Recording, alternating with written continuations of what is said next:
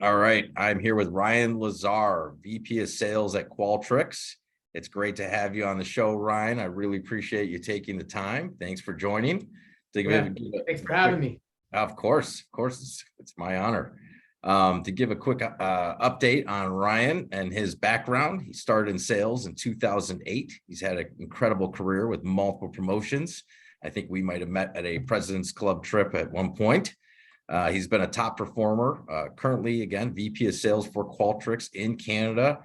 He's built 2 teams from scratch, as well as hiring and leading a sales director to support the corporate business. He began his career in 2008 and has worked with very reputable firms like Xerox, the big grind at the beginning, right? And then before joining Qualtrics, he had his run at Career Builder, started as a AE, eventually selling to enterprise accounts, and eventually, ultimately ending up being the country manager for Canada, in charge of all Canada operations for sales. He's grown multiple territories as well as hiring and training AEs to go on and become top performers. And it's a real pleasure to have you on the show here. And if there's anything you want to add to the initial introduction, please go ahead. Yeah, thanks, Dan. It's a pleasure to be here. And what I'll say is I've had the fortunate opportunity to work with some pretty incredible people along the way. And this topic is obviously near and dear to my heart, especially coming from Career Builder, like you and I did come from, where, recruitment was just always top of mind. So yeah, really excited for the topic, excited to be here. And I will say Xerox is a grind. It is definitely, it was a great place to start your career. And it showed you kind of how to, get that foundation to just work as hard as possible. Before I kind of jump into it, and again, for CCR Search, we're covering today's topic of finding top talent, red flags, interview styles. But how did you fall into sales, like all of us? By accident. So I was I took civil engineering in school. So I'm a civil engineer. Okay. And I kind of got into that because it was something that my dad didn't do. So he always wanted to do it, didn't do it, and said, Ryan, you're good with math. Engineering is probably the right fit for you. And he actually convinced me. My mom and dad, incredible people, very, very humble upbringings. I mean, both like city workers, lived in a very small town growing up. And he always said, just don't get into sales. You can't predict what you're gonna make. And he's like, it's just, it's not sustainable. Okay, Dad. So got into engineering, finished that degree, moved up to Toronto away from my family, friends, everybody, kind of did it on my own. And then 2008 happened and our company went bankrupt. So as an engineer, I was laid off and there weren't many jobs that were available out there. And I, through a family friend, was able to get introduced to Xerox, where, like I said, they hire people that are just hungry to go in and go get it. So that's how it started. And I couldn't be more fortunate. I think it's, being in the right place at the right time and doing the right things. And Xerox, right? I mean, you were going into businesses, basically doing demos on the spot, right? Kicking down doors, almost find like a big section where there's businesses and literally knocking door to door, right? Kicking down doors and getting kicked out of doors as well too. So, yeah, the old school cold calling. Just going in the elevator, riding the elevator, going into businesses, driving down the street, middle of the winter, I remember. And at the time I had a car that was, I don't even know if I had heat in it at the time. And so you just park it in the middle of this, on the side of the street, and you do your laps around the business park that you were driving around. And let me tell you, it was a grind. And it was one of those jobs where it was like, this is great, but I do not want to be door knocking for the rest of my life. Yeah, well, good decision. Yeah. But I'm sure it laid a great groundwork, and obviously to help you with your success in your career and at Career Builder. So, you have gone on and now run teams for quite a long time. I know that, obviously you were country manager of Canada. You're running Canada for Qualtrics right now in a sector. You're looking at resumes all day, all the time. What do you look for? What really sticks out to you? And of a stack of 100 resumes that you're like, these are the 3 I want to speak with. Yeah, I think so. It's a couple things, right? Like the paper, the resume actually just gets you in the door, right? And Mhm. I think that's step one. And so once you get in the door, then it's really on how you perform in the interview. Like that means a ton. But in that step one, like what we typically look at, and this was introduced to me by Qualtrics, just some quantifiable metrics, Okay. is you look at their previous, how at just their work history and how long have they been in the role over, a duration of time. So anything less than 2 years, we consider a red flag, Okay. right? And we know that salespeople promote all the time. But if they're going company to company and it's lateral moves, sometimes there's a great story for it. Hmm. But when it becomes a consistent theme, we see that as a red flag. So that's, not to say we wouldn't interview someone, but that Hmm. would definitely be a red flag that came up. Also, we're looking for, when I look at a resume, I love seeing my engineering background. I mean, I love seeing numbers, right? I love seeing performance metrics hit. I love seeing President's Club. I love understanding what that individual did to grow and build their territory. And also like any type of competition that they were a part of, whether it be sports, music, anything where they worked really, really hard on to perform at a high level, and then showcase their accomplishments there. So I think on the resume viewing side, that's, those are some of the key things that get you in the door. Where the interview comes into play, I mean, a lot of the things that we're looking for come out of the conversation. And really when I ask, and I can talk maybe a little later too about like the questions, we have a structured interview process, right? Like Okay. you think of sales, and if if a sales professional can't sell themselves, then they probably should not be in sales. And sometimes it's hard to decipher, like, is this person full of it or is it actually accurate, right? And so the best way to do that is for you as the hiring manager to control the interview, opposed to letting the interviewee control the interview. So by doing that, you want to set up, some standard questions, right? At least a basis, so you can cross compare against other answers, and really focus it on like key metrics that you're looking for. So for us, we're focused on our values, T.A.C.O.S, transparency, all in, customer obsessed, one team, and Scrappy. But we also look at like Okay. 5 elements. So EQ, IQ, trajectory, motor, and culture are really like the key themes that I try to pull out and, give plus or minuses for each of those 5.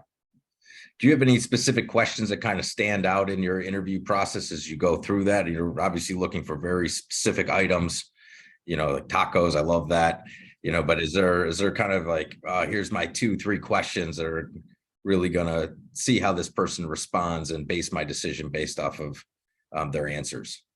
So yeah, it's a great question. So we actually do cross-departmental interviews as well, right? So it's not just sales. The majority, if it's a sales role, will be in the sales org, Mm-hmm. and but we'll have one outside of it. So we've identified like some top questions to put down. I mean, some good ones that come to mind are tell me something interesting that I don't know anything about, right? That one's just Okay. kind of creative. Tell me about a time where you received feedback from one of your leaders and you actually made improvements on that or action the feedback, right? So things like that. What we're trying to get out of this is, one, tell me about a time that you did it and give me a specific example, right? Like when I think one of the red flags that I'll find is if someone just keeps it very high level and vague, that I would have done this, or I do this or this. Like, I want to hear a specific example. I want to hear an account where you did that in. I want to hear about a situation where you were in with your leader and they gave you specific feedback. You took that feedback, you actioned it, and it made you better. Interesting. Maybe you could share too about, one of your questions was, tell me something I know nothing about. What have been some good answers to that? What rabbit hole have people gone down with that one? I mean, it totally, like, because people just, I mean, one person talked about dogs and their love for dogs and just went off on a tangent about it, right? You'll have a lot of people even just talk sports and the history of sports. Like it's things that they grew up with, or just know a ton about that sometimes you really have no clue. So it definitely could get interesting. And are you sort of looking for how they think, or like extrapolating like their passions from that, just seeing how passionate they are? Yeah, Yeah. it's really the passion piece, right? So how passionate, if it's something that you really care about, how passionate are you about that? And how much, how much can you speak to it, right? And really like tell me a story, right? In sales, we're all trying to tell a story, and we're all trying to tell the benefits of, leveraging our services versus another company's. And so you really have to be able to tell a good story, and that's kind of what we're trying to get out of it. Huh, interesting. Okay. That's great. That's a really good feedback. I love the tacos again. I'm going to go back and listen to this and use that. That's extremely helpful. You guys really have it down, and then for the process, can you tell me a little bit about the process end to end? So you have recruiters screening right for you, and then they basically do an initial screen, put time on your calendar. Like how long is that initial interview that you'll do? So are you asking about like the length of process from front to end, or just the actual interview per person? Yeah, actually both. So like the first, the actual length end to end, but then also the amount of time for that first interview. Was that a 30-minute block? Is that an hour block? And is that phase 2 after they've gotten through the recruiter? So the recruiter usually does a 30-minute, like real quick, tries to get some insights, has a couple questions. Again, like asking specific questions that they ask every single candidate. So it's a pretty quick interview, Okay. 30 minutes. And then usually when it's myself or, other leaders in the business, then it's, typically about 45 minutes, right? Okay. And front to end. So it was actually an area of opportunity for our business. We Okay. found that it was taking too long to get some candidates. So we removed a couple areas of the recruitment process. We refined it, and that's what I love about this organization, right? We're agile in that sense, and we've reduced it. I believe now it's like 3 to 4 weeks, whereas before it was over a month, right? So, Okay. And it sounds like you'll sort of cross them. So recruiter, meet with you, maybe meet with some other people within the organization that might even be outside of sales, and let people give additional feedback on that individual, on that candidate. And then I'm assuming back to you or to your bosses, and then offer. yeah, it's about 4 interviews in total. And Okay. again, specific questions, we're writing down, like I'm writing down notes as I'm interviewing. Okay. And it's important, right? Because when that packet goes up for that individual and it goes up to the senior executives that make the ultimate call, it's all packaged up there and all information's there. Okay. So it's really clean and easy to go. Yeah. Couple last questions on the interview process. Do you do any sort of tests, like we used to do the DISC assessment? Do you do assessments along those lines, or that's kind of was like a big thing for a while, and I'm seeing it not as much anymore. And I'm wondering if you all do it at Qualtrics, or you personally do it. Yeah, no, we don't necessarily have like tests, but we do, again, it's structured questions, right? And we actually we score each question as well. So we have a specific scoring for each question, and actually have identified if they answer it like this should be the score. If they answer it like this should be the score. Oh, So we've almost kind of created our own model. okay. So yeah, that's kind of how we would do it. And then do you do a like a panel presentation? Is that part of your process?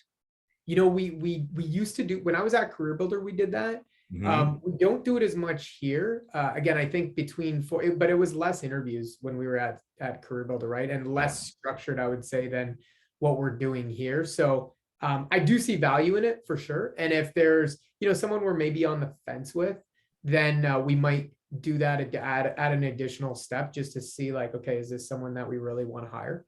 And so it would be more as like an additional step. Okay, great. And then how about red flags? What's a few areas that really stuck out to you? We're like, oh, this candidate is, has me on the fence. Yeah. I interviewed this candidate it was like a couple weeks ago.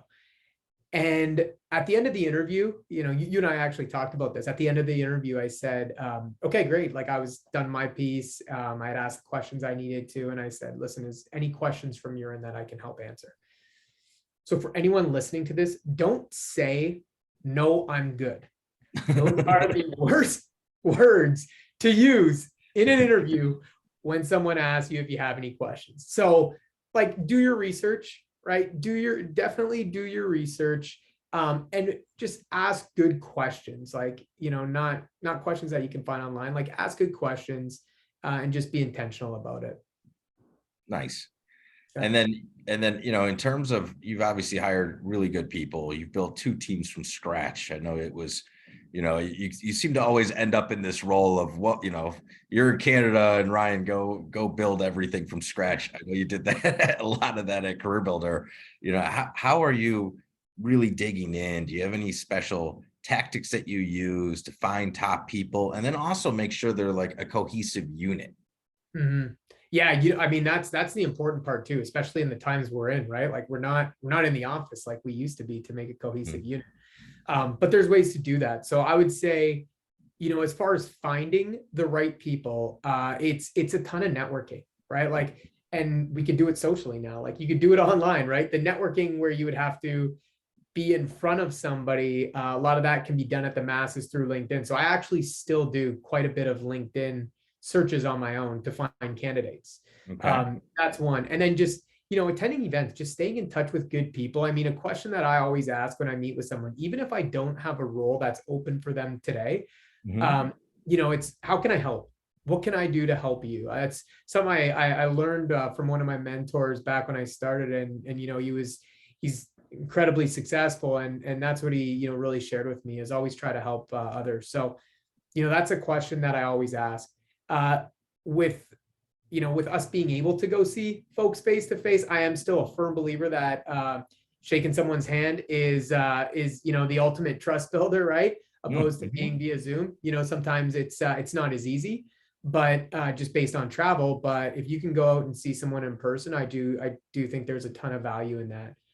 And then the collaboration, the second part to your question, it's when Zoom hit, it was funny because we've gone through a lot of transitions, and as an experience management company, employees and customers, that's what we focus on. So we were drinking our own champagne, let's say, at Qualtrics, and we were making sure that the employee experience was through the roof. So what we did, like we would pulse employees. Like when it first happened, everyone was kind of in shock. What's going on? What's happening? So at that time, I think, from a leadership standpoint, there was over communication in a good way, in my opinion, just because of the unknown. And, we even asked in that first month, we asked folks like one question every day.